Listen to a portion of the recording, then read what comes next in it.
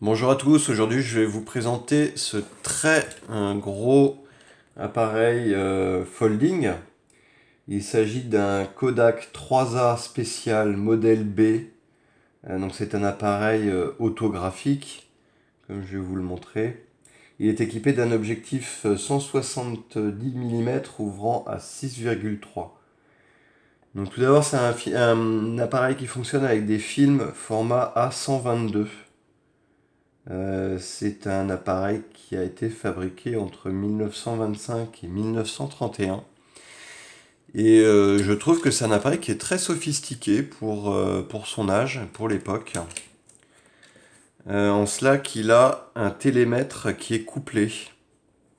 Donc, je vais vous montrer un peu comment ça fonctionne. Donc, vous avez déjà l'appareil qui est assez massif, hein, qui est très gros. Je vais le rentrer et je vais le fermer. Voilà, donc pour vous montrer un peu, vous donner un ordre d'idée de la taille. Voilà l'engin. Regardez la taille d'un iPhone machin, là, c'est pas pour faire la pub de quoi que ce soit. Ou d'un stylo par rapport à la taille de l'appareil. Donc l'appareil est vraiment balèze. Donc c'est un appareil autographique, c'est-à-dire qu'au niveau de l'arrière, on a une fenêtre juste ici que l'on peut ouvrir. Alors que je fasse pas n'importe quoi, mais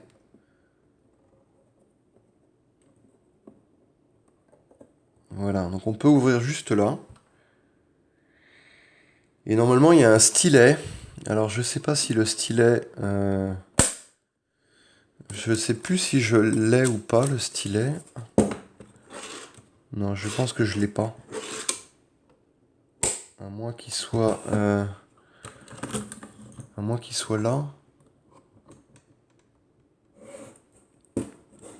Si le stylet, non c'est pas le stylet. Ça c'est une correction. Non, mais il y a un stylet normalement qui vient avec. Bon, là malheureusement je l'ai pas. C'est trouvable, hein. Un stylet qui vient se positionner juste là. Et donc on ouvrait donc cette fenêtre et on venait écrire sur le film. Il y avait un endroit qui était prévu à cet effet où on pouvait écrire ce qu'on venait de photographier ou donner une indication. C'est ce qu'on appelait à l'époque autographique. Euh, alors donc je vais ouvrir l'appareil. Donc pour le mettre en batterie, on a un bouton qui est juste là. On vient ouvrir. Ouais, malheureusement, j'ai un recul au niveau de la caméra qui est pas forcément idéal pour vous montrer l'appareil, mais on a une manette qui est juste là, qu'on vient rabattre et qu'on tire.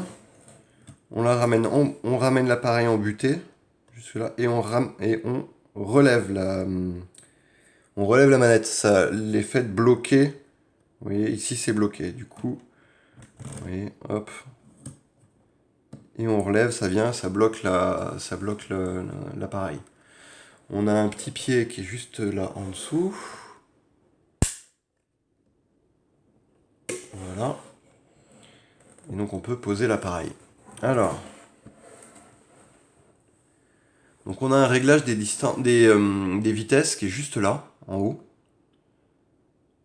Donc la vitesse la plus rapide est à 150, la plus lente à une demi-seconde, et on a deux pauses, B et T. Donc déjà pour l'époque, c'est déjà pas mal. On a un réglage juste ici, ouverture, fermeture du diaphragme, donc avec des indications du temps. Donc là on est ouvert, là on est à 45, donc c'est le plus fermé, 6,3 de l'autre côté, le plus ouvert. On arme l'appareil comme ceci et on déclenche.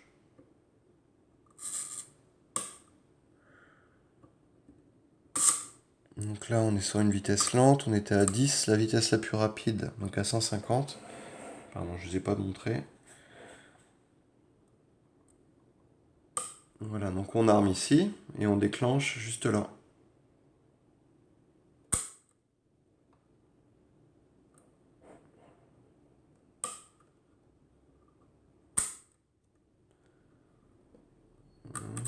La vitesse la plus lente à 2. Donc une demi-seconde, on voit que les vitesses elles sont respectées. Et donc par contre, ce qui est très intéressant sur cet appareil, c'est qu'il a un télémètre qui est couplé. Donc c'est le petit dispositif qu'on voit ici avec les fenêtres. Et donc on l'utilise comme ceci. Donc je ne sais pas si on va bien voir, mais en réalité il y a 3 miroirs. Il y a les deux qui sont aux extrémités, qui sont la visée, on va dire, normale. Et le troisième qui correspond à celle-là. Et on va donc faire coïncider l'image en réglant la distance. Et donc le couplage, il fonctionne de la manière suivante. C'est qu'on a la manette qui permet juste là d'avancer. Vous voyez, on voit que ça avance. Et de l'autre côté, on a une indication sur la distance qui est juste là.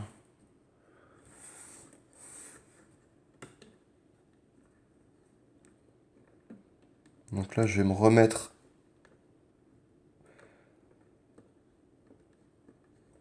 Voilà.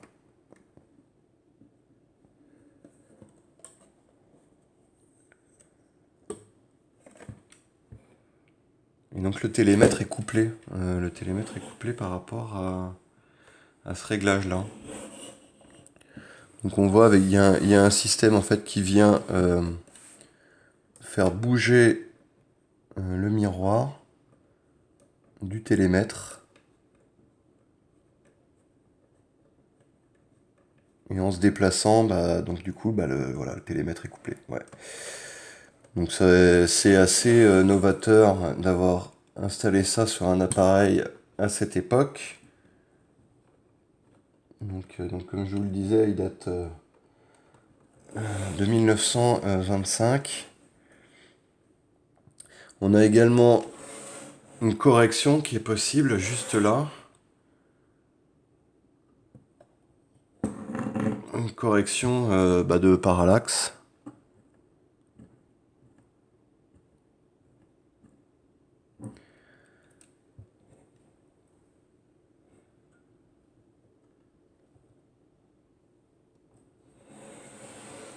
Et donc on a le viseur qui est juste là.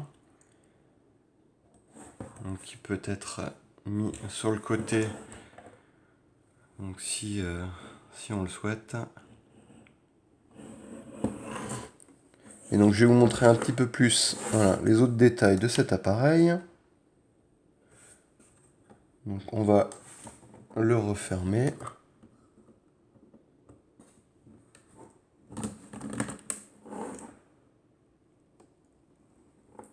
Voilà.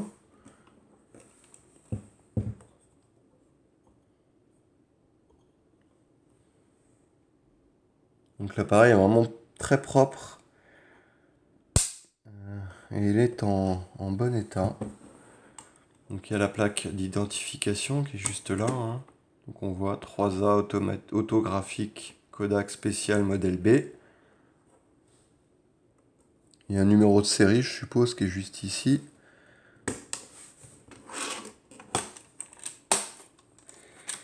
Et alors, on peut retirer le dos pour accéder au logement de la pellicule.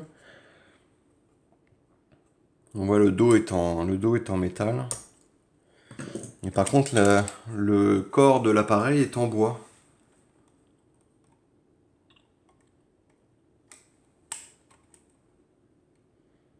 L'objectif est vraiment gros.